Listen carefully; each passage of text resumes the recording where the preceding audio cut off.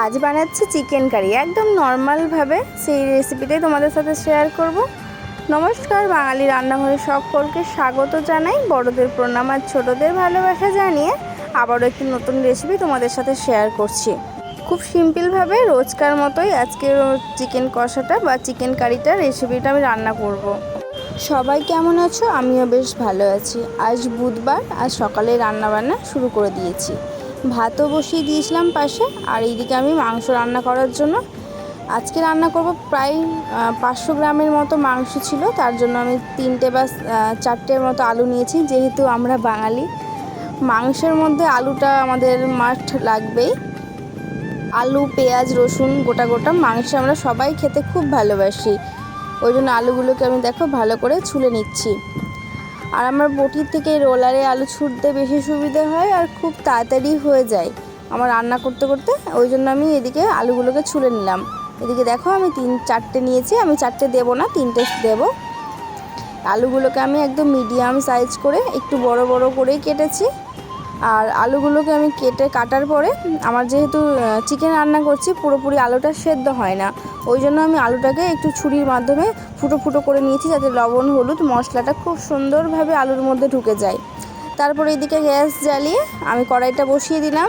তারপরে দিয়ে দিলাম বেশ পরিমাণ মতো তেল। কড়াইটা গরম হয়ে যাওয়ার পরে, তারপরে তেলটা যখন গরম হয়ে আসলো, এবার দিয়ে দিচ্ছি আমি আলুগুলোকে দিয়ে দিলাম। দিয়ে বেশ এই যে আলুগুলোকে দেখো আমি একটু একটু করে ফুটো ফুটো করে নিয়েছি, তাতে ভালো করে সেদ্ধ হয়ে যাবে আর মশলাগুলোও ঢুকবে। আলুগুলো ভাজার সময় আমি পরিমাণ মতো লবণ আর পরিমাণ মতো হলুদ দিয়ে আমি আলুটাকে ভাজবো। একটু সময় ধরেই ভেজেছি, যাতে আমার কষানোর পরে দিলে আলুটা পুরোপুরিভাবে সেদ্ধ হয়ে যায়। এদিকে আলুগুলোকে ভাজা হতে হতে আমি 2টো মিডিয়াম সাইজে পেঁয়াজও দিয়ে দিলাম। আমরা বললামই তো, মাংসের মধ্যে পেঁয়াজ বা গোটা রসুন বা আলু খেতে খুব ভালোবাসে বাড়ির সবাই। সেই জন্য পেঁয়াজটা আলুটা দিয়ে আমি লাল করে ভেজে নিচ্ছি। পেঁয়াজটা আমার ভাজা হয়ে গেছিলো, আমি তুলে নিয়েছি। এবার আলুগুলোকেও আস্তে আস্তে সবগুলো তুলে নিলাম। সেই তেলের মধ্যে পরিমাণ মতো দিয়ে দিলাম জিরে, তারপরে দিলাম 2টো তেজপাতা, একটা শুকনো লঙ্কা, আর আমি ফোড়নে একটু হালকা চিনি দিয়েছি, যাতে রঙটা খুব সুন্দর আসে। তারপরে কেটেছিলাম পেঁয়াজ, কুচনো পেঁয়াজটাও আমি এর মধ্যে দিয়ে দিলাম। এবার পেঁয়াজটাকে নরম করার জন্য দিয়ে দিলাম 1 চামচ লবণ। আর কষানোর সময় লবণটা মনে রাখতে হবে, যেহেতু আমি আগেই দিয়ে দিয়েছি। আর তারপরে পেঁয়াজটা যখন লাল করে ভাজা হয়ে গেল, এই পরিমাণে এসে আমি মশলা দিয়ে দিলাম। মশলার মধ্যে আদা, রসুন, লঙ্কা, পেঁয়াজ, টমেটো, জিরে, ধনে সব কিছুই ছিল। সবগুলো মশলা দেওয়ার পরে আমি একটু কষিয়ে তারপরে লবণ, হলুদ, লবণটা আমি আগে দিয়েছিলাম, সেটা পরিমাণ মতো লবণ দিলাম। সবগুলো মশলা দিয়ে দিলাম, গুঁড়ো মশলাগুলো দিয়ে তারপরে আমি ঢাকা দিয়ে দিয়ে কষাচ্ছি। আমি অনেকক্ষণ ধরে কষাতে কষাতে দেখো আমি আবার কিছু পরিমাণে জল দিয়ে দিয়ে কষাতে কষাতে তেল ছেড়ে গেছে।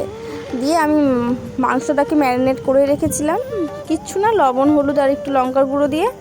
তারপরে মাংসগুলোকে মশলার মধ্যে দিয়ে দিলাম। এই মশলাটাই যতক্ষণ কষাতে সময় লাগে। তারপরে এই মাংসটা দেওয়ার পরে আমি আবার ঢাকা দিয়ে দিয়ে কষাচ্ছি, যতক্ষণ না মাংসটা 70 থেকে 80% সেদ্ধ হয়ে যায়।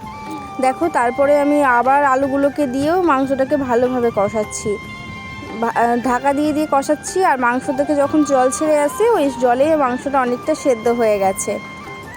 তারপরে আমি পেঁয়াজ, আলু সবগুলো দিয়েও ভালো করে কষাচ্ছিলাম। আর এইদিকে রান্না করতে করতে যেগুলো নোংরা হচ্ছিলো, ওভেনটাও আমি মুছে নিচ্ছিলাম। আমার কাজটা এগিয়ে থাকলো। আর এদিকে একটা কষা মাংস তুলে নিয়েছি। আর মাংসটা আমার দেখো অনেকটাই সেদ্ধ হয়ে গেছে। এই পরিমাণে এসে আমি পরিমাণ মতো জল দিয়ে দিলাম। মাংসে খুব একটা গ্রেভি করব না, সেই জন্য আর পাতলা খুব একটা ঝোল হবে না, তাই জন্য আমি পরিমাণ মতো অল্প করে জল দিয়েছি। তারপরে নামানোর আগে গরম মশলা দিয়ে আমার মাংসটা নামানো হয়ে গেছে।